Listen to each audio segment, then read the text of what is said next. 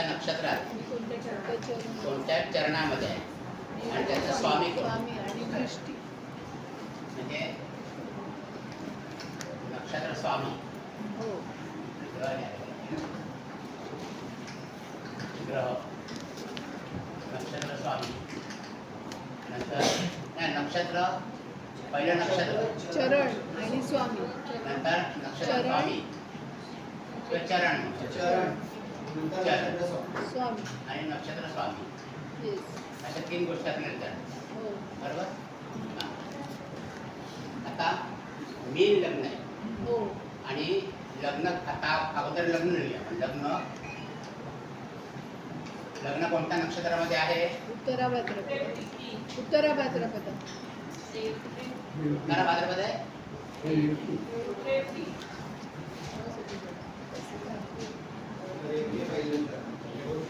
1356 आहे 1647 आहे 1647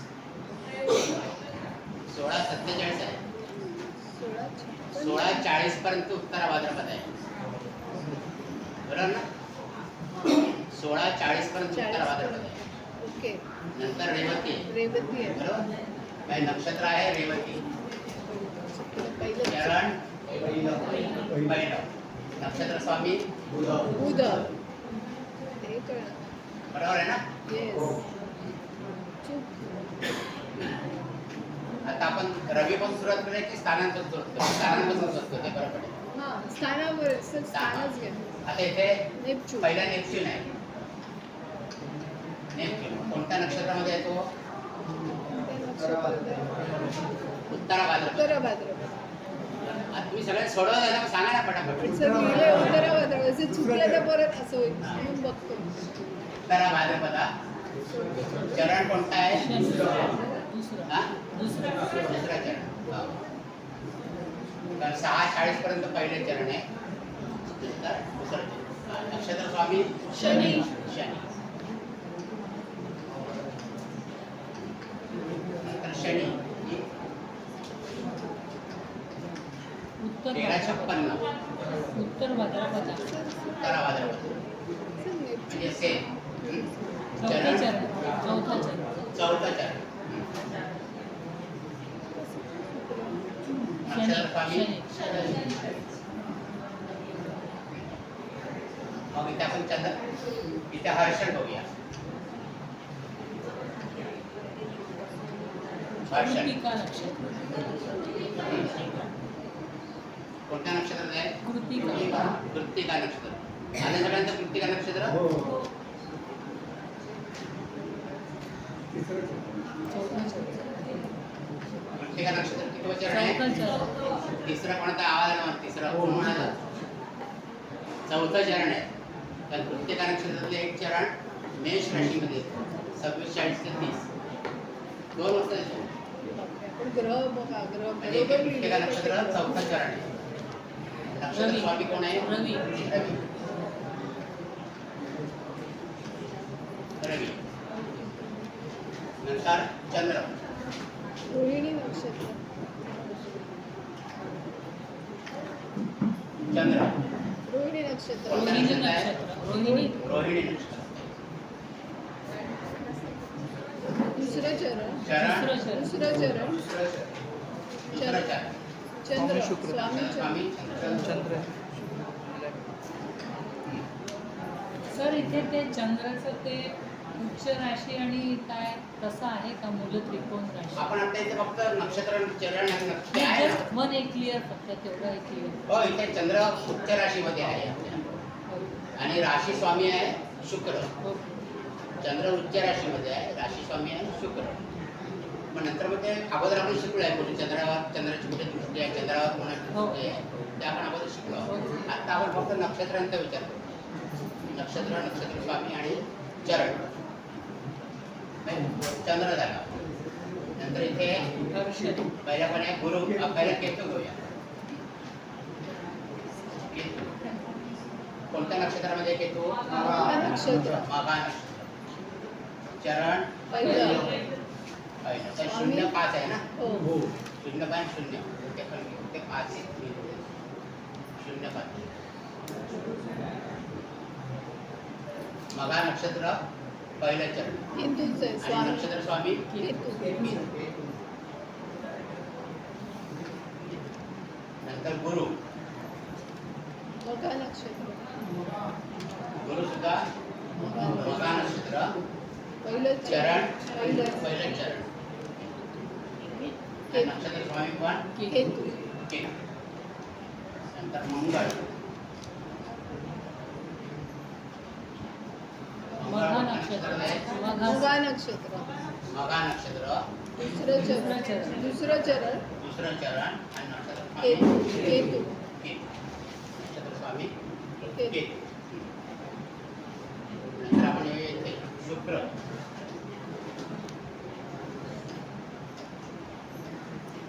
शुक्र चित्रा नक्षत्र पहिलं चरण चित्रा नक्षत्र पहिलं चरण पहिलं चरण आहे का? तिसरं चरण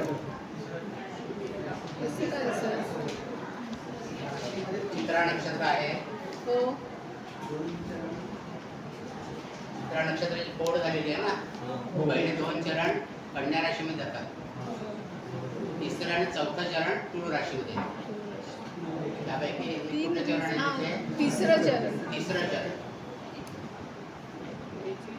नक्षत्र स्वामी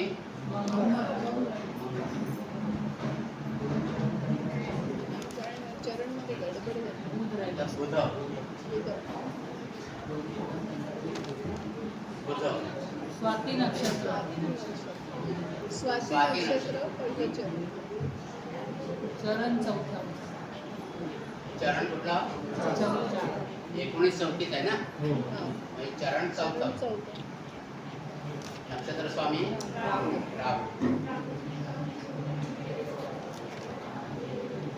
नंतर रवी. अनुराधा नक्षत्रात अनुराधा नक्षत्र चरण दुसरे दुसरं चरण स्वामी शनी शनी चरण दुसरं चरण दुसरं स्वामी शनी. अभ्यास नाही करणार ओढ झालेलं केलं ना. स्वामी चुकलंय शनी. नंतर प्लुटो. उत्तर शाळा चौथं चरण प्लुटो उत्तर उत्तरा शाळा. उत्तर शाळा चौथं चरण कितवं चरण आहे? फोर्थ चरण चौथं चरण. स्वामी रवी रवी आता राहूचं आणि कधी राहू. राहूचा कुंभ धनिष्ठा नक्षत्र राहू धनिष्ठा नक्षत्र पहिलं चरण 0-0 आहे ना? चरण पहिलं तिसरं परत कसं गडबड झाली माझी? आणि नक्षत्र स्वामी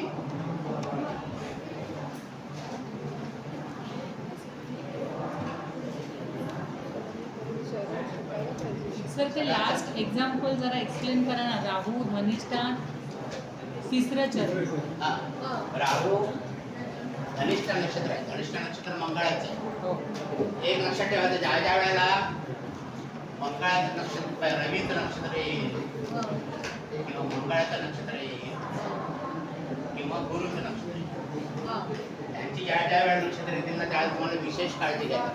हो कारण ह्या तिन्ही नक्षत्रांची फोड झालेली आहे. हां बाकीची नक्षत्र सरळ तुम्ही मोजू जाऊ शकता सुरू झाल्यापासून. पण ही 3 नक्षत्र अशी आहेत की ती 2 राशीमध्ये विभागलेली आहेत. हो ना. हे तिन्ही ग्रहांचे नक्षत्र जे आहेत, त्यामुळे त्यावेळेला ज्या या ग्रहांचे नक्षत्र येतील त्यावेळेला तुम्हाला विशेष कॉशन म्हणजे काळजी घ्यायला पाहिजे. रवी मंगळ आणि गुरु. आता इथे सुद्धा मंगळाचं नक्षत्र आहे धनिष्ठा नक्षत्र. धनिष्ठा नक्षत्राची फोड झालेली आहे. म्हणजे पहिलं आणि तिसरं चरण मकर राशीमध्ये हां आणि तिसरं आणि चौथं चरण कुंभ राशीमध्ये. तर कुंभ राशीमधली सुरुवात तिसऱ्या चरणाने होते 0-0 3-20 हां आणि 3-20 ते हे 5 धन आहे. पण 0-0-5 0-0-5 आहे ना. हां मग 0 आणि 5 कला 5 कला. हे 0-0-5 कमी हे 5 दिला पाहिजे. 0-0-0-5 तर झाले बरोबर आहे. 0-0-0-5 म्हणजे सुरुवात झाली राहूचे नक्षत्र राहूची त्या धनिष्ठ नक्षत्रामध्ये तिसरं चरण हा. कुंभ राशीमध्ये आहे म्हणून तिसरं चरण तिसरंच. जरी सुरुवात झालेली असेल त्यात 3 ग्रहांची नक्षत्र आली हा. की थोडं तुम्हाला काळजी काळजी घ्यायची. घ्यायला पाहिजे. की यांची तुमचं विभाजन झालेलं आहे झालेलं आहे. हो. त्यांचं विभाजन झालेलं आहे मग ते सोपं आहे की नाही कळायला आता हो. असं सगळ्यांनी केलं बरोबर आहे की कोणाचं चुकलं होतं चुकलंय. थोडं चुकलं होतं हरकत नाही परत एकदा ट्राय करा हो. हा बरोबर आहे ना हा, ठीक. माझं चुकलं बरं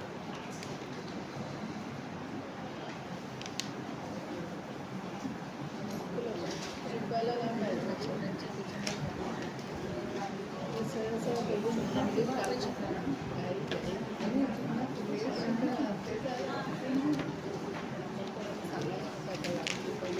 आणि ते काय माहिती आज फोन नाही आला मग आता आपण नक्षत्रांचा अभ्यास थोडा बाजूला ठेवूया आणि पंचांगाकडे वळूया कारण पंचांग फार महत्त्वाचं आहे पंचांग उघडायच्या अगोदर त्याची बरीचशी अवांतर माहिती आपल्याला घ्यायची आहे आणि नंतर मग प्रत्यक्ष पंचांगाकडे आपण येणार आहोत. प्रत्यक्ष पंचांगाकडे आपण नंतर येणार आहोत. परीक्षेत पंचांग हां त्यांच्या परीक्षेत अलाउड आहे. हो हो आहे ना पंचांगाला आवडेल हो हो पाठांतर नाही समजून घ्यायला पाहिजे पंचांगामध्ये किती माहिती आहे हे आपल्याला माहीत नसतं हे पूर्वी प्रतिपळामध्ये आपलं गणित असायचं हां. नंतर आपण तास मिनिटामध्ये आलो हो. मग आता 60 घटिका म्हणजे एक दिवस म्हणजे 60 घटिका बरोबर 24 तास असं पण होतं ना हां. 24 तास असं पण होईल 24 तास मग 1 तास बरोबर किती होणार आहे 60 मिनिटं. हा 60 मिनिटं. 1 तास बरोबर किती घटिका होतात घटिका. हो. 2.5 घटी होतात त्या 1 तास बरोबर 2.5 घटिका होतात किंवा तास मिनिटात बघायचं झालं तर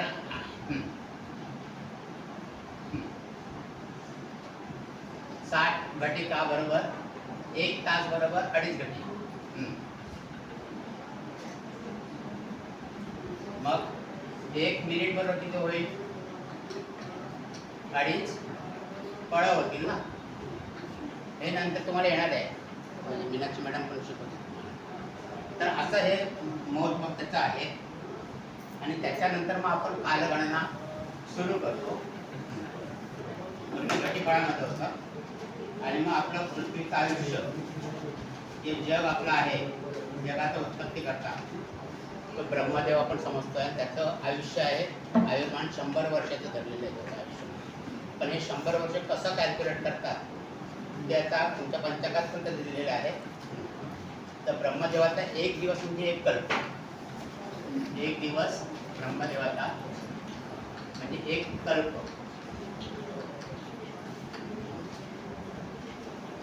असे एकंदर 14 कल्प आहे एकंदर 14 कल्प आहे त्यांची नावं तुम्हाला वाचून दाखवतं काय आवश्यकता काय तुम्ही लिहून घ्या नका श्वेत पहिलं नंतर श्वेत वराह तिसरा आहे तो गौरी चौथा कल्प आहे तो महागौरी म्हणजे कालगणनेची व्याप्ती किती मोठी आहे ते दाखवण्याकरता हा सगळा व्याप चाललाय मला चौथा कल्प आहे ते महागौरी 5वा कल्प आहे तो वामदेव 6वा कल्प आहे तो रथंतर 7वा कल्प आहे तो रौरव म्हणतो रौरव शब्द तुम्ही ऐकला असेल हो. 8वा कल्प आहे तो रक्ष 9वा कल्प आहे तो दुग्ध 10वा आहे तो पुष्य 11वा आहे तो वामदेव पूर्वीचं नामदेव होता आता तो वामदेव आहे 12वा रुद्र 13वा देव आणि 14वा इंद्र असे 14 कल्प आहेत एकंदर आणि सध्या जो कल्प चालू आहे त्याचं नाव आहे श्वेतवराह श्वेत अजून दुसरंच आहे. श्वेतवराह नावाचा कल्प चालू आहे तो कितवा आहे दुसरा कल्प आहे 2 नंबरचा श्वेतवराह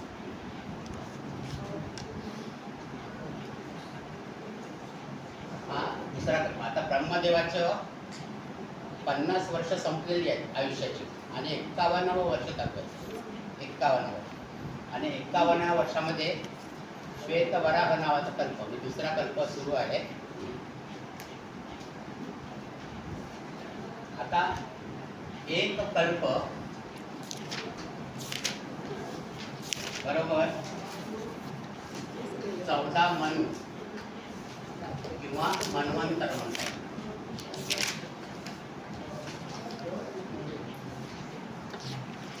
एक कल्पामध्ये 14 मनु येतात. आता या 14 मनूंची पण नावं आहेत. त्यापैकी सध्या जो मनु चालू आहे तो वैवस्वत आहे. वैवस्वत मनु चालू आहे. 14 मनूंपैकी तो 7वा मनु आहे, 7वं मन्वंतर आहे. त्याचं नाव आहे वैवस्वत. आता ही 2 नावं जर तुम्ही लक्षात ठेवलं तरी खूप झालं, कारण आपल्या अजून बऱ्याच पिढ्या गेल्या तरी हे संपणार नाही, हेच राहणार. त्याच्यामुळे बाकीचं काय लक्षात ठेवायची आवश्यकता नाही आहे की सध्या श्वेतवराह नावाचा कल्प सुरू आहे आणि वैवस्वत नावाचा मनु सुरू आहे, मन्वंतर सुरू आहे. आता त्याची गणना कशी केली आहे एक कल्पाची, तर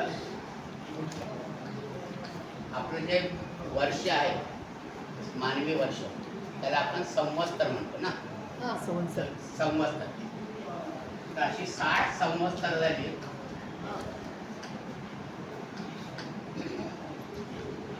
बरोबर. एक संवत्सर चक्र होतं.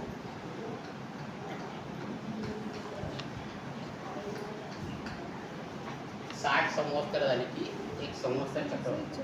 आता 60 संवत्सराची नावं पण पंचांगामध्ये आहेत, ती ओळी ओळीने येत असतात असं. आता नवीन कुठला संवत्सर सुरू आहे, पराभव नाम संवत्सर आहे. पराभव. आणि अशी 3600 संवत्सर झाली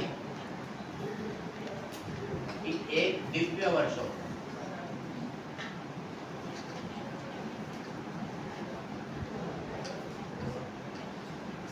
3600 संवत्सर झाली की एक दिव्य वर्ष होतं. नंतर 1200 दिव्य वर्ष झाली. म्हणजे बघा किती कालगणना आहे ती. 1200 दिव्य वर्ष झाली की एक कलियुग.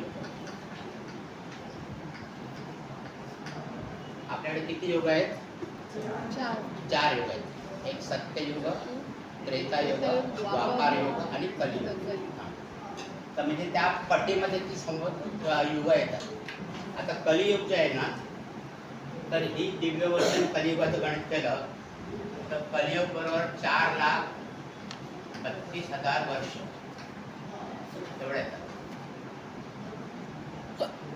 4,32,000 वर्ष मानवी वर्ष म्हणजे एक कलियुग झालं. मग 2 कलियुग झाली. 2 कलियुगाची वर्ष म्हणजे 2 कलियुग झाली की एक द्वापार युग.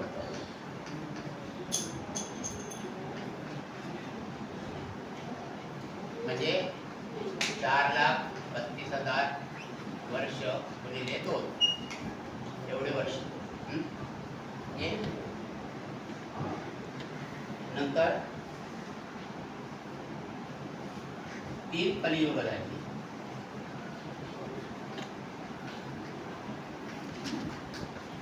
की एक त्रेतायुग.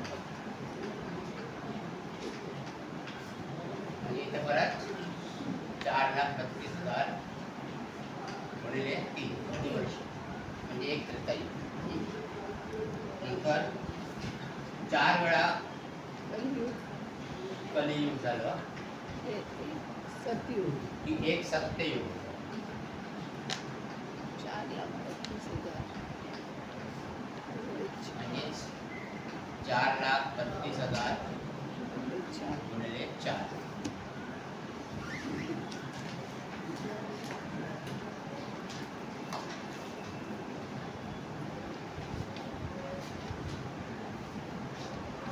आता ही चारही युग झाली, ही चारही युग येऊन झाली. ही 4 युग म्हणजे सत्ययुग, त्रेतायुग, द्वापार युग आणि कलियुग, ही 4 युग झाली. ही एक महायुग योग, एक महायुग, एक महायुग. म्हणजे किती होतं बघा, ह्या सगळ्यांची तुम्ही जर आकडेवारी काढली तर किती येतात बघा. जवळजवळ 43,20,000 वर्ष एक महायुग बरोबर. आणि अशी 71 महायुग झाली.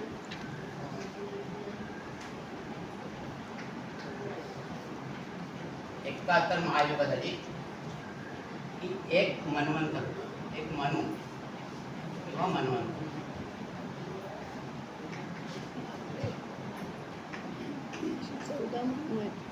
71 महायुग झाली की एक मन्वंतर.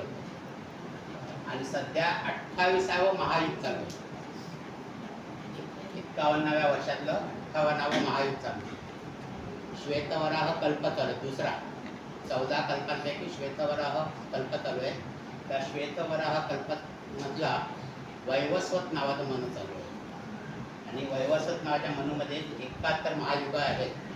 त्याच्यामधलं 28वे महायुग सुरू आहे.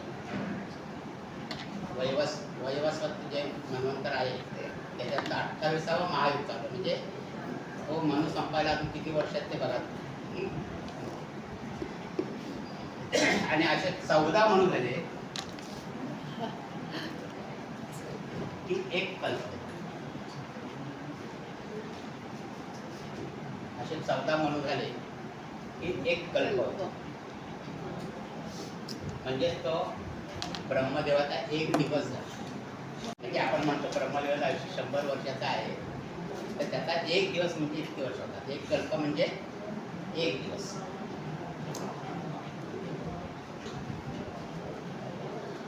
असे ज्या वेळेला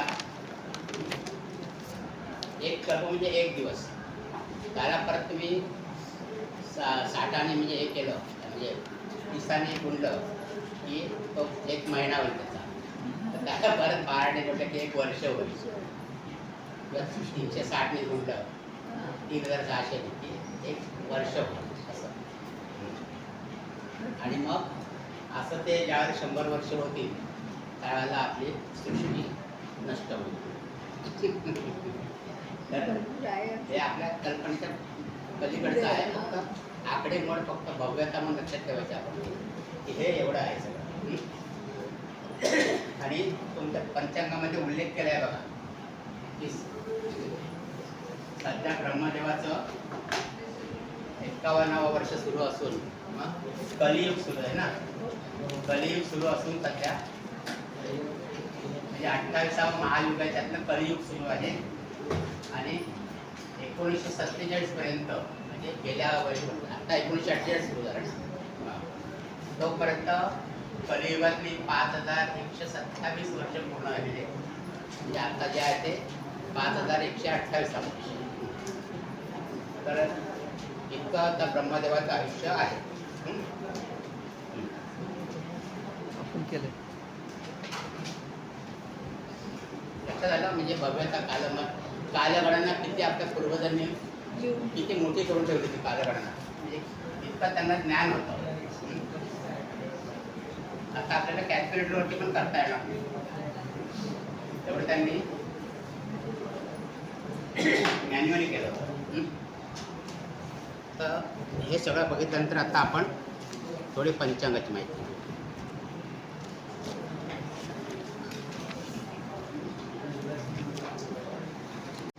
ती वेळ दिलेली असते पंचांगामध्ये.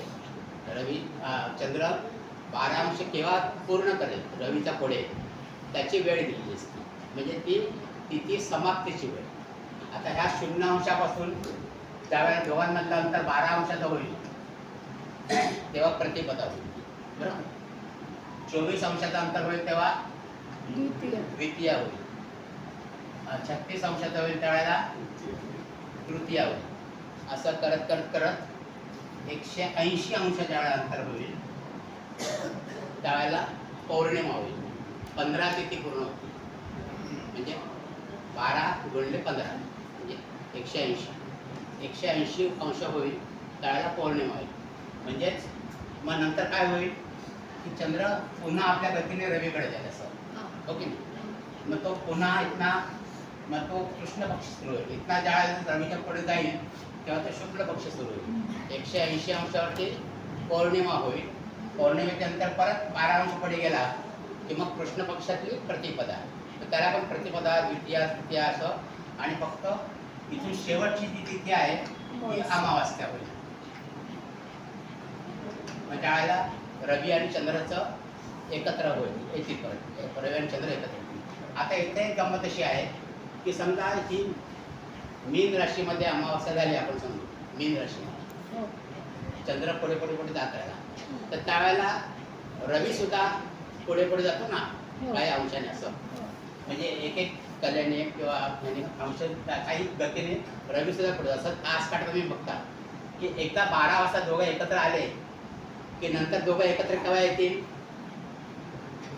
मिनिट काटा तास काटा पुढे एक वाजेच्या वेळेला येतील ना. हां. परत 12 वाजता ते एकत्र येणार नाही. कारण काय तास काटा पण आपल्या गतीने पुढे सरकतोय. तसं चंद्र जसं आपल्या गतीने पुढे सरकतो तसं रवी सुद्धा आपल्या गतीने पुढे सरकतो. आणि त्याच्यामुळे एकाच राशीमध्ये सारखी सारखी अमावस्या होत नाही. ती पुढच्या राशीमध्ये होत जाते. म्हणजे आता जर मीन राशीत झाली तर पुढची मेष राशीत होईल. म्हणजे एका राशीमध्ये कायमची अमावस्या. कारण काय रवीला पण गती. रवी पण आपल्या गतीने पुढे पुढे जात असतो. कमी गती आहे पण आपल्या गतीने पुढे जातो. ज्या वेळेला चंद्र पूर्ण गती पूर्णपणे येतो त्याचे पण 30 अंश पूर्ण झालेले असतात रवीचे. म्हणजे तो पुढच्या राशीत गेलेला असतो. म्हणजे पुढच्या राशीपर्यंत गेलेला असतो तो. म्हणजे तिथे त्यांची अमावस्या परत होते. म्हणजे एकाच राशीमध्ये परत परत अमावस्या होत नाही. तेवढं तुम्ही लक्षात ठेवा की एकाच राशीमध्ये अमावस्या 2 अमावस्या एकाच राशीमध्ये कधी होत नाही. असं जसं चंद्र पुढे पुढे जातो तसं रवी सुद्धा पुढे पुढे जातो. आणि मग त्यांची पोझिशन पुढच्या वेळेला ते एकत्र येताना ते पुढच्या राशीमध्ये येतात एकत्र.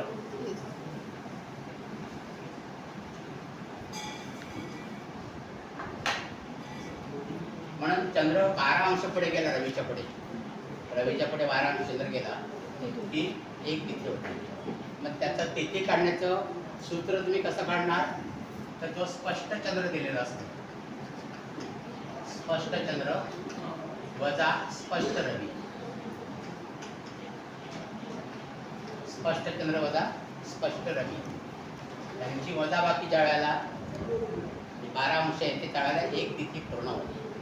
आणि मग 12 अंशाच्या पटीमध्ये तुम्हाला काढायला शिकवलं का मिनिट मॅडमची तिथी. तिथी अजून नाही झाली. व्याख्या सांगितली. व्याख्या सांगितली. व्याख्या दिली. व्याख्या दिली. तर स्पष्ट चंद्र जो असतो म्हणजे स्पष्ट चंद्रमा देतात आणि स्पष्ट रवी असं. आता आपल्याला तुम्हाला जर एखादं उदाहरण घ्यायचं असेल तर पंचांगातलं कुठलेही पान वाढा तुम्ही.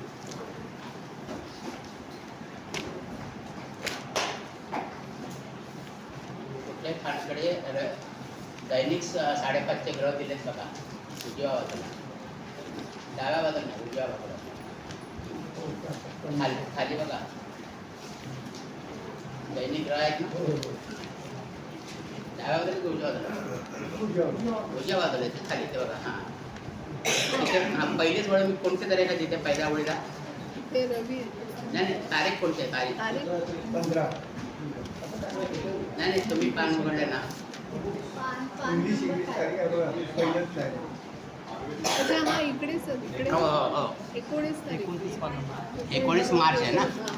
आपण आता हे 5.5चे ग्रह दिलेले असतात.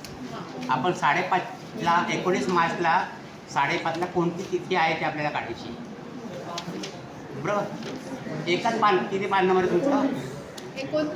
29 नंबरचं पान काढा. 29 नंबरचं पान. 29 नंबरचं पान काढलं तुम्ही. हां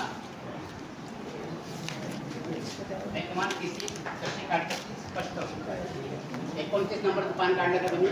हो. हां म्हणजे 29 नंबर, पान नंबर 29. तिथे पहिलीच तारीख जी आहे ती जे किती मार्च आहे? 19 मार्च. 19 मार्च. 19 मार्च तारीख आहे. त्यांची सकाळी 5:30ची ग्रहतिथी दिलेली आहे. ओके हां तिथे चंद्र किती दिलाय बघा, स्पष्ट चंद्र आहे 5:30चा. 11 राशी 3 अंश राशी अंश कला आणि विकल. हां. 11 राशी 3 अंश 3 अंश 25 कला 4 विकला. 25 कला 25 कला 4 विकला. 4 विकला. 4 विकला. आणि रवी किती आहे बघा? रवी 11 4 10 10 11 4 4 10 10 10 11 4 10 10 असं 5:30ची सकाळी 5:30ची पोझिशन आहे रवीची आणि चंद्राची. मग आता चंद्र रवीच्या पुढे किती गेले आहे ते बघायचं आपल्याला. हां. ओके मग आता याची जर आपण वजाबाकी केली तर इथे किती राहणार आहे? 54. तुम्ही तुमच्या पद्धतीने करा, मी माझ्या पद्धतीने करतो. 11 म्हणजे 14 हां नंतर 4 29 आणि 12 म्हणजे इथे परत 11 देणार ना. काय तर तुमचं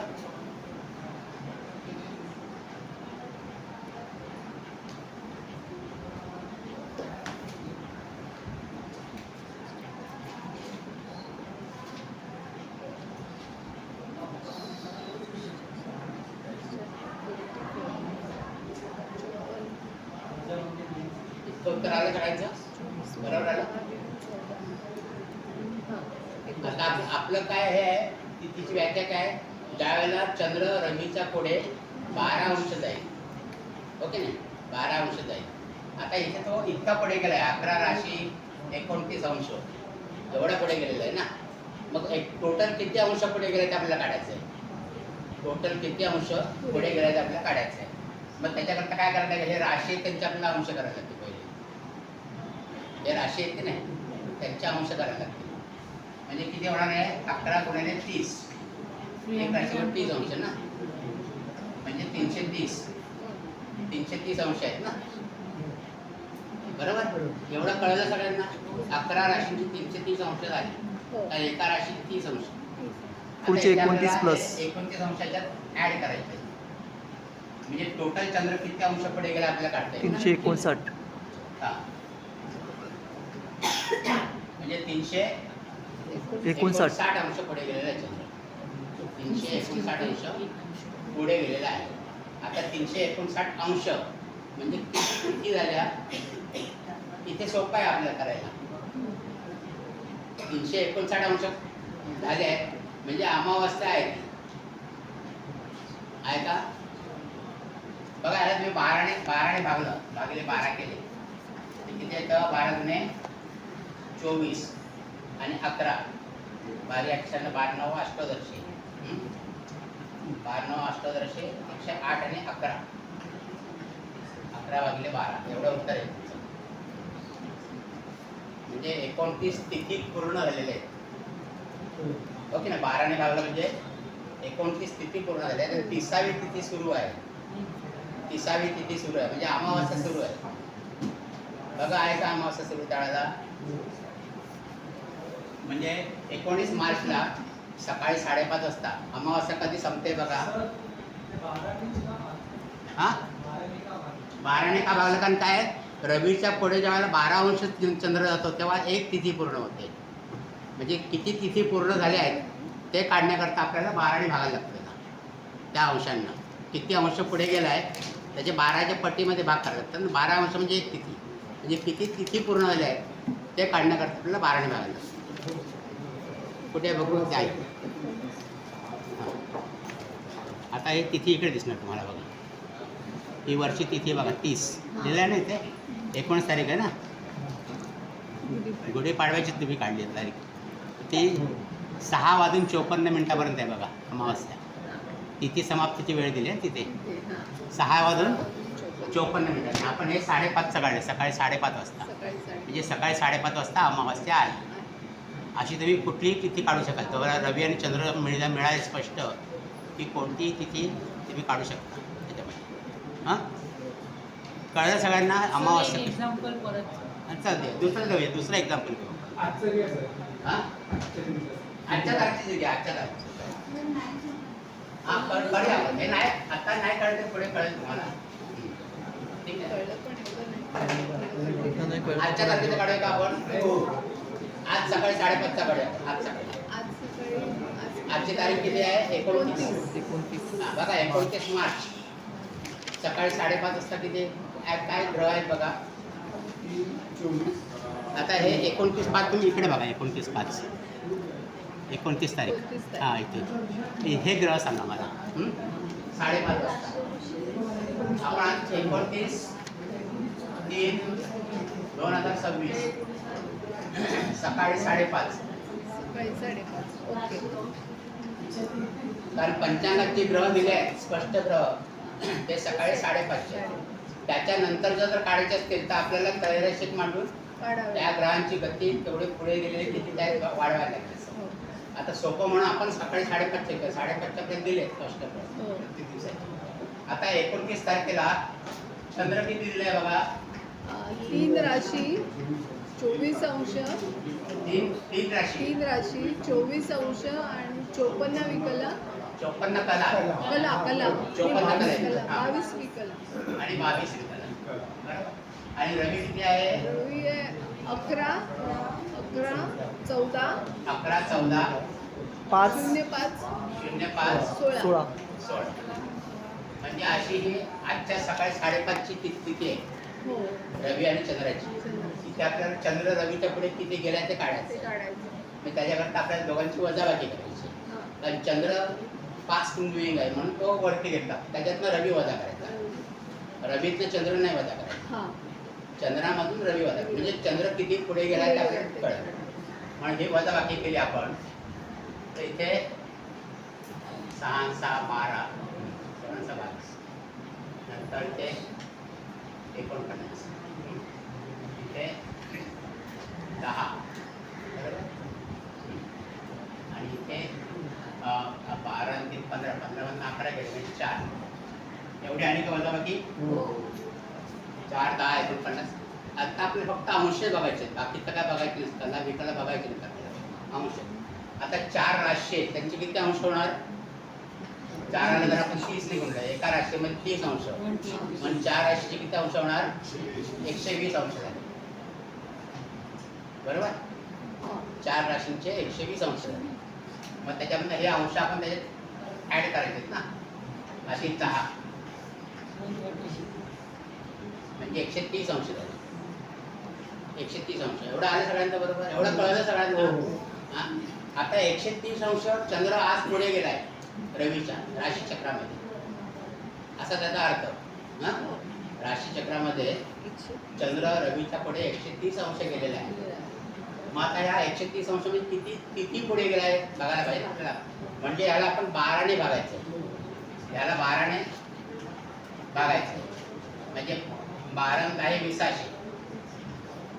हां, आणि 10 अंश उरले. 10 अंश उरले म्हणजे किती तिथी पूर्ण झाल्या आहे. 10 तिथी पूर्ण झाल्या. 10 तिथी पूर्ण झाल्यात आणि 11वी तिथी सुरू आहे जी संपलेली नाही अजून. कारण इथे ज्याला 12 अंश होती तर जी तिथी संपते म्हणजे 10 तिथी पूर्ण होऊन 11वी तिथी चालू आहे. बघा आज एकादशी आहे का. हो. आज एकादशी आहे. कोणती एकादशी आज. कामदा आहे. कामदा एकादशी. आज कामदा आहे एकादशी आज. आणि एकादशी म्हणजे कोणत्या पक्षातली एकादशी आहे तर शुक्ल पक्षातली. शुक्ल पक्ष आहे कारण का तिथी 10 ज्याला 15 तिथींच्या पुढे जाईल. मग आपण पुढे गेलं 15 तिथे आल्या तर पौर्णिमा. 16 पासून पुढे आलं 16 पुढे की कृष्ण पक्ष सुरू झाला. कृष्ण पक्ष म्हणजे तिथे. तर अशा प्रकारे आपल्याला पंचांगाची तिथी आता हे कॅल्क्युलेशन न करता पंचांगामध्ये ती तिथी किती वाजेपर्यंत आहे त्याची वेळ दिलेली असते. आपण नंतर बघू डिटेलमध्ये बघू. फक्त तिथी संकल्पना तुम्हाला कळली का. तिथी म्हणजे काय तर रवी आणि चंद्राच्या मधला जो फरक आहे तो 12 अंश झाला की एक तिथी होती. अशा प्रकारे आपण तिथीचं कॅल्क्युलेशन करतो. तेवढं फक्त लक्षात ठेवा. नंतर आपण परत ते कॅल्क्युलेशन पुढे येणार आहोत डिटेलमध्ये.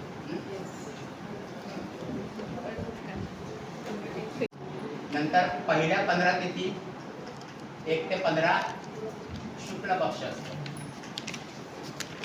शुक्ल पक्ष आणि 16 पासून 30 पर्यंत कृष्ण पक्ष. कृष्ण पक्ष. एवढं तिथीच्या बाबतीत कळलं. पुढच्या ज्या डिटेल माहिती आहे ते आपण नंतर पंचांग वाचताना बघू आपण. तिथीमध्ये सध्या एवढंच बघा म्हणजे हां. 15 तिथी आहेत त्यांचा एक पक्ष, 2 पक्ष.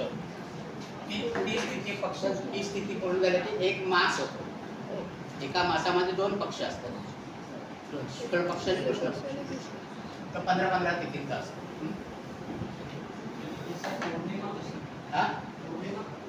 शुक्ल पक्षातली 15वी तिथी पौर्णिमा आणि कृष्ण पक्षातली 15वी तिथी अमावास्या. बरोबर. येस. बाकीच्या तिथी सगळ्या सारख्याच आहेत. प्रतिपदेपासून चतुर्दशी सगळ्या सारख्या. फक्त 15वी तिथी शुक्ल पक्षातली पौर्णिमा येते आणि कृष्ण पक्षातली अमावास्या येते.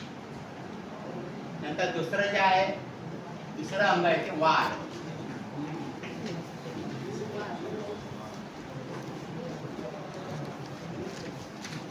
वार याची व्याख्या आहे उदयात उदयम वारः. उदयात उदयम वारः.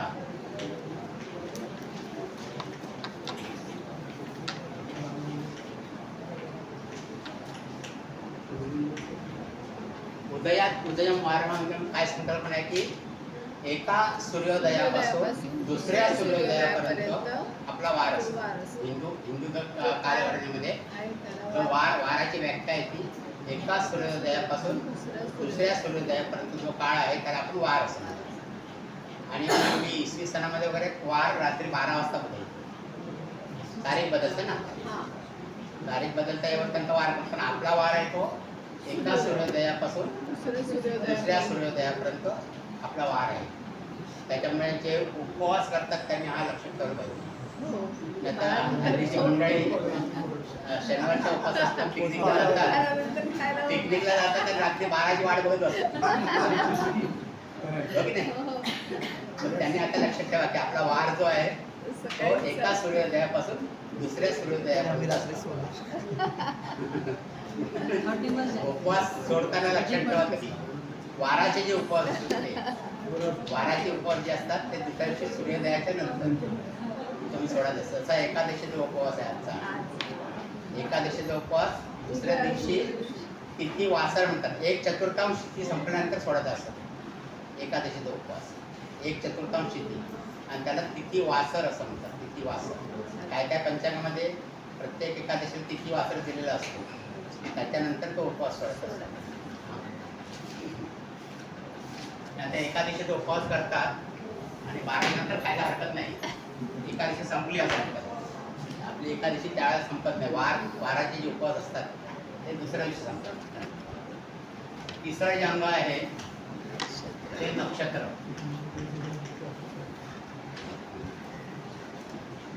त्याची व्याख्या आहे नक्षरती तत् नक्षत्र.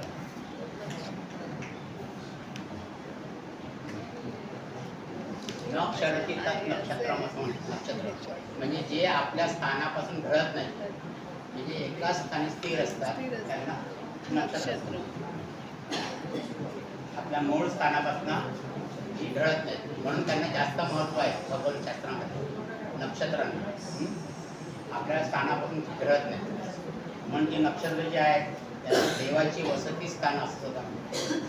नक्षत्रांना देवांची वसती स्थान असतं. आकाश दर्शन तुम्ही केलं का कोणी? आकाश दर्शनाला तुम्हाला एक दोन मार्ग असतो. त्याला देवाचं द्वार असतं. तिथूनच सगळे ग्रह किंवा राशी किंवा परत जाताना दिसतात. म्हणजे जो भाग जातो राशींचा किंवा ग्रहांचं ग्रह दिसतात जे किंवा राशी बदलताना जे ग्रह दिसतात ते त्या 2 खांब सारखे असतात तिकडनं दिसतात. असं मग दाखवलं का आकाश दर्शनामध्ये? आणि ते नक्षत्र आहे पुनर्वसू नक्षत्र. पुनर्वसू नक्षत्र जे आहे पुढचं, त्याला स्वर्गाचं द्वार असं म्हणतात. आणि त्या स्वर्गाच्या दारातून सगळे पास होतात. तुम्ही रात्रभर जर जागलात तर तुम्हाला 2-3 राशी बदललेल्या दिसतात. त्याच्यात पास होणार दिसतात.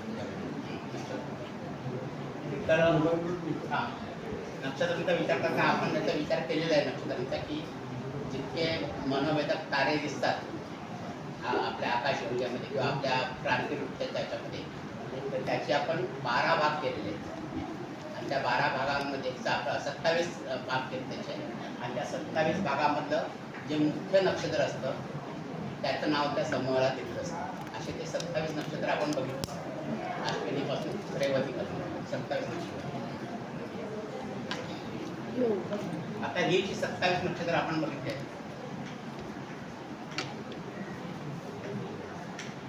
त्याच्याशिवाय आणखी एक नक्षत्र आहे, त्याला अभिजित नक्षत्र असं म्हणतात. 28वें नक्षत्र अभिजित. पण हे आपण आपल्या फलज्योतिष शास्त्रामध्ये घेत नाही नक्षत्र अभिजित. मुहूर्त शास्त्रामध्ये याचा विचार, अभिजित नक्षत्राचा विचार मुहूर्त शास्त्रामध्ये होतो. आणि हे जे नक्षत्र आहे ती 2 नक्षत्रांची फोड करून झालेली नक्षत्र. 2 नक्षत्र म्हणजे जे उत्तर आषाढ नक्षत्र आहे, उत्तर आषाढ नक्षत्र त्याचा शेवटचा 1/4 भाग म्हणजे शेवटचा चरण. उत्तर आषाढ नक्षत्राचा शेवटचा 1/4, शेवटचा 1/4 भाग, शेवटचा म्हणा, ते महत्वाचं आहे. आणि त्याच्या पुढचं जे नक्षत्र आहे श्रवण नक्षत्र, त्याचा 1/15 भाग. श्रवण नक्षत्राचा 1/15 भाग यांना जोडून हे नक्षत्र बनवलेलं आहे अभिजित नक्षत्र. पण ह्याचा उल्लेख फक्त मुहूर्त शास्त्रामध्ये होतो. मुहूर्त शास्त्रामध्ये अभिजित नक्षत्र किंवा सर्वतोभद्र चक्र जे अभ्यास करतात त्यांना हे लक्ष जातं. कोणतंही काम करताना अभिजित भजन करतात. नाही, अभिजित नक्षत्र वेगळं घेतलेलं आहे. अभिजित मुहूर्त असतो. विवाह मुहूर्तामध्ये एक अभिजित मुहूर्त म्हणतो, तो दुपारी 12च्या नंतर असतो, त्या माध्याच्या नंतर असतो अभिजित. आणि सकाळी जो मुहूर्त असतो त्याला कोणता म्हणतात? सकाळचा सूर्योदयाच्या वेळेचा त्याला गोपाळ मुहूर्त म्हणतात.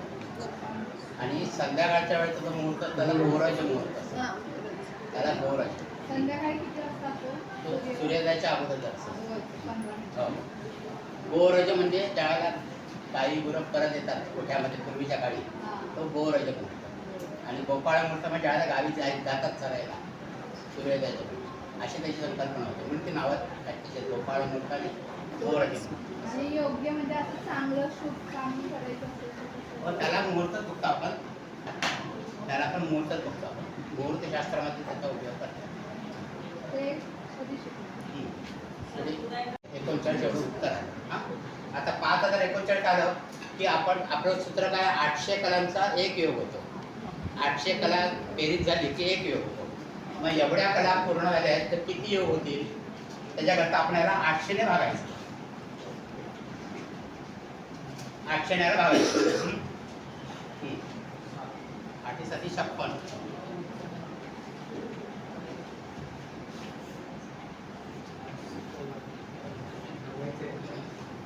म्हणजे 7 योग पूर्ण झालेले आहेत. 7 योग पूर्ण झालेले आहेत आणि 8वा योग सुरू आहे. एवढी बाकी आहे ना त्याच्यामध्ये. पूर्ण योग किती झालेले आहेत?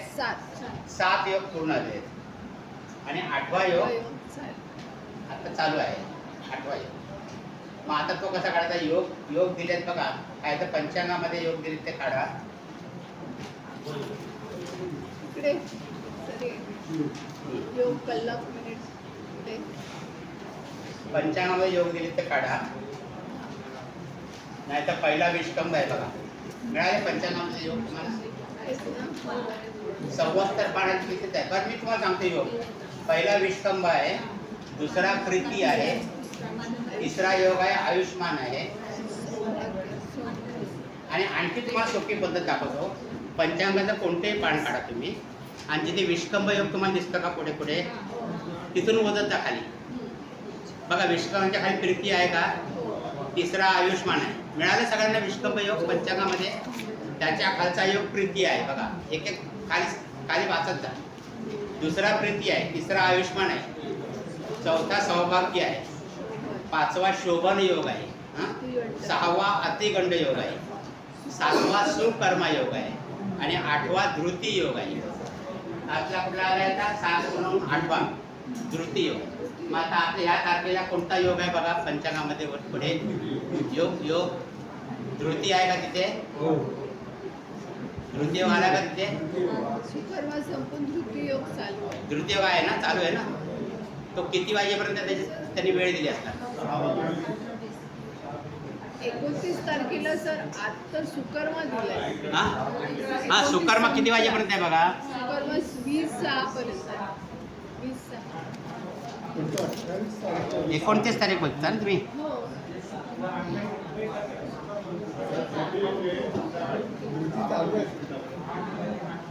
हा काय धृती योग आहे ना, तुम्ही 28चा पाहिला. 29ला धृती योग आहे बघा ना. 29 तारीख आपण 29 तारीख बघतोय ना. हो. हा हा त्यांना माहिती का कळलं. हे बघा आपण 29 तारखे जेव्हा बोलतो ना, हे 29 तारखे आपण स्पष्ट ग्रह घेतले चंद्र आणि वरती त्यांची बेरीज केल्या. त्या बेरीज केल्यानंतर त्यांची किती एकंदर कला आहे त्या आपण काढल्या 5,949. एक योग बरोबर 800. त्याला 800ने भागल्यानंतर 7 योग पूर्ण आहे. पूर्ण प्रकार 7 आणि उरले किती 300 म्हणजे 7 योग पूर्ण होऊन 8वा योग सुरू आहे. मी तुम्हाला पहिला योग आता 8वा योग सुरू आहे.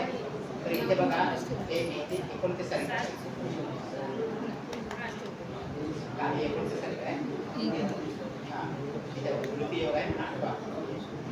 आता हा धृती योग कसा काढायचा. पहिला विष्कंभ विष्कंभ हा पहिला योग 1 2 3 नाही अशा काय काय योग योगांची नावं बघा. विष्कंभ प्रीती आयुष्मान काय ना 1 2 3 4 5 इथं समजलं तुला. 8वा योग. 29 तारखेला बघायचं आहे, गुरुकडे बघायचं. तर 8वा योग आला म्हणजे हे तुम्हाला गणित पुढे करायची आहे. ही गणित तुम्हाला वर्षभर शिकायची आहेत. ही गणित त्यावेळेला येतील. मी फक्त तुम्हाला योग व्याख्या करता तुम्हाला एक गणित घेतलं आहे की योग कसे काढता येतात पंचांगात. आपल्याला योग आज योग कोणता आहे, कसा आला, पंचांगामध्ये जो दिला आहे तो योग कसा आला, तर त्याची ही प्रोसिजर आहे पंचांगात. हां तर योग म्हणजे हे योग. परीक्षेत अशी गणित आहे. मला असंच काहीतरी. नाही ह्याच्यापेक्षा पण ह्याच्या पुढे पुढे पुढे एकत्रच असतात मोठीच्या मोठी गणितं. तेवढं आता मॅडम शिकवत आहेत ना, ते सगळं शेवटचा घेऊया आपण गणितात आता. सगळं सोडवायचं असतं. हां एक पायदंड हां. हो सर. हो. शेवटचा आलं करण. करण. आणि याची व्याख्या आहे तिथीचा अर्धा भाग म्हणजे एक करण. तिथीचा अर्धा.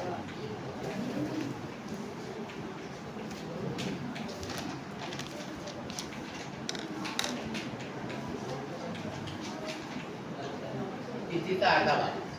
आता तिथी जर 12 अंशाची आपण घेतली तर एक करण येणार 6 अंश. 6. हां म्हणजे किती आहे 6 अंश.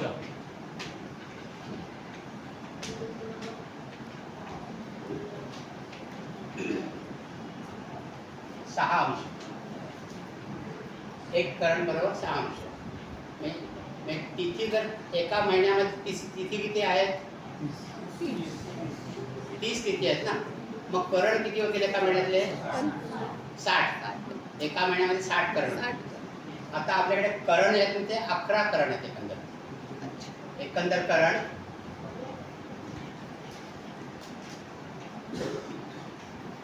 11 करण आहे. पण या 11 करणांच्या पैकी 4 कर्ण आहेत, ती 4 कर्ण त्यांना स्थिर कर्ण असं म्हणतात. हे करण. स्थिर कर्ण. आणि 7 कर्ण आहेत ते चर कर्ण. चर कर्ण किंवा चर कर्ण म्हणा. चर कर्ण, चर आणि स्थिर. 7 कर्ण आहेत ते चर आहेत. चर आहेत. म्हणजे ते एका पाठोपाठ एक जातात. एक आवर्तन संपलं की दुसरं आवर्तन, असे 7 कर्ण आहेत. आणि 4 कर्ण आहेत ते स्थिर कर्ण आहेत. ते ठराविक तिथीला देतात. ओके. स्थिर कर्ण जे आहेत ते ठराविक तिथीला. आता अगोदर आपण कर्णांची नावं बघूया. कर्णांची नावं काय आहेत? तर स्थिर कर्ण,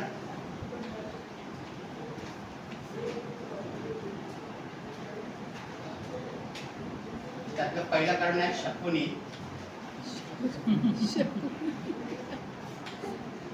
दुसरं चतुष्पाद. चतुष्पाद. तिसरं नाग. आणि चौथं किस्तुगुण.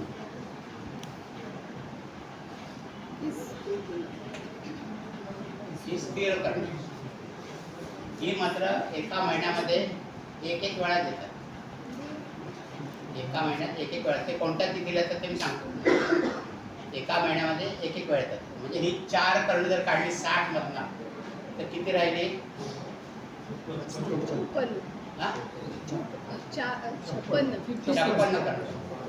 ओके नाही, 56 कर्ण. 56. मग 56 कर्ण ही 7 कर्ण आहेत ते आलटून पालटून 56 वेळा 56 कर्णामध्ये येतात. म्हणजे किती आवर्तन होतील यांची 7 कर्णांची? 8. 7 ते 8 56. म्हणजे प्रत्येक मासामध्ये जे चर कर्ण आहेत ते 8 वेळा आहेत आणि स्थिर कर्ण ते एक आहेत. म्हणजे 8 वेळा हे आली चर कर्ण किती? 56 झाली आणि अधिक ही 4 म्हणजे 60. म्हणजे आपला हिशोब इथे पूर्ण झाला एका महिन्याचा. 30 स्थितीमध्ये 60 कर्ण.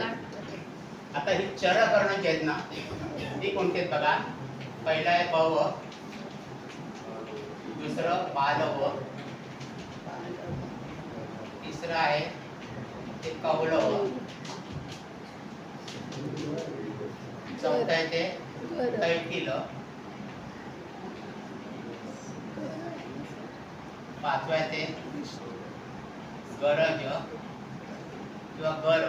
काय काय ठिकाणी गर लिहिलं जागा नाही म्हणून ते गरज. 6वं आहे ते वणिज आणि 7वं आहे ते विष्टी. विष्टी. 7वं करण ती विष्टी. विष्टी. हा वाचून टाकू. पहिलं भव करण आहे भव, दुसरं बालव आहे बालव, तिसरं कौलव कौलव, चौथं कैटिल कैटिल कैटिल, पाचवं गरज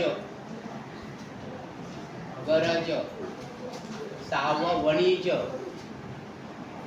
वणिज आणि 7वं विष्टी. आता ह्या 7 कर्णांपैकी हे शेवटचं करण्याचे अशुभ कर्ण. ही 4ही कर्ण अशुभ आहेत. स्थिर करण्याचे अशुभ आहेत. 4ही करण्याचे अशुभ आहेत. आता ही चरण कधी येतात बघा. एका तिथीमध्ये 2 कर्ण असतात. त्यांना पूर्वार्धातलं कर्ण आणि उत्तरार्धातलं कर्ण असं म्हणतात. म्हणजे पहिलं जे कर्ण असतं तिथीमधलं ते पूर्वार्धातलं कर्ण झालं आणि दुसरं जे कर्ण येतं तिथीमध्ये ते उत्तरार्धातलं कर्ण. तर हे जे शकुनी कर्ण जे आहे ते कृष्ण चतुर्दशी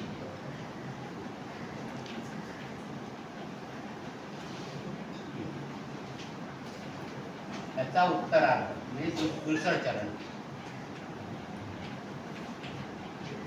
कृष्ण चतुर्थीचा उत्तरार्ध जो असतो त्यावेळेला नेहमी शकणीकरण असतं. शकणी म्हणजे तिथी संपतानाचं कृष्ण चतुर्दशी संपताना जे करण असतं ते शकुनीकरण असतं. कृष्ण चतुर्दशी चतुष्पाद करण जे आहे ते अमावास्याचं पहिलं करण.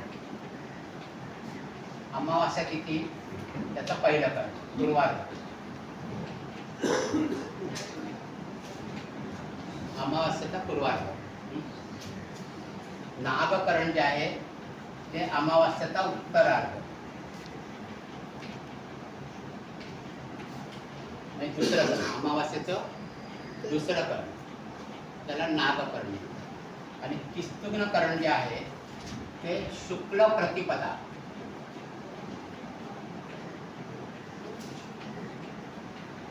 त्याचं पहिलं करण किंवा पूर्वार्ध.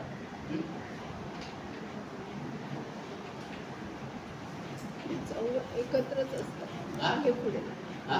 मागे पुढे असे. मागे पडतात. म्हणजे कृष्ण अमावास्या आणि कृष्ण चतुर्दशीचं उत्तरार्ध, कृष्ण अमावास्या आणि शुक्ल प्रतिपदेचं पहिलं करण.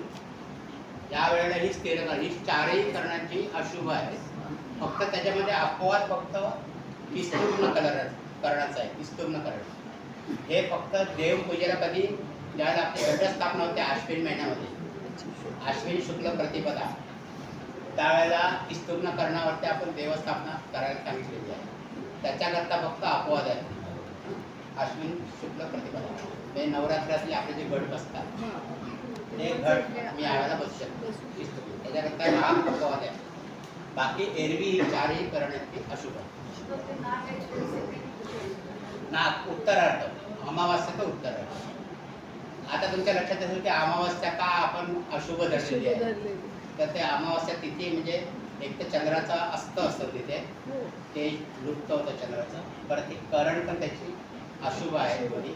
आणि शुक्ल चतुर्दशी पण अमावास्याच्या अगोदरचा दिवस जो असतो तो सुद्धा आपण अशुभ धरलेला आहे चतुर्दशी. तर त्याच्यामुळे ही करण त्यावेळेला येतात. शकुनी, चतुष्पाद, नाग आणि किस्तुग्न. आणि बाकीची आहेत ती पव, बालव, कौलव ही रोटेशनमध्ये आवर्तनाने त्यांचे 8 आवर्तन होतात. आणि मग त्याच्यानंतर मग ही सुरू होतात शकुनी. आता ही सुद्धा गणिताने काढता येतात आपल्याला. तर ते आता ते सांगितलं तुमच्या डोक्यावरून जाईल म्हणून ते गणित शिकताना तुम्ही शिका. हे काढणार तुम्ही आणि तुम्हाला शिकवणार सगळं गणितामध्ये. तर हे असं. तर ही पंचांगाची 5 अंग आहेत आपल्याला. आपण परत एकदा याचं रिपिटेशन घेऊ पुढच्या वेळेला आणि मग पुढे जाऊ, म्हणजे तुम्हाला सगळं क्लिअर होईल. 5 अंग हे आहेत.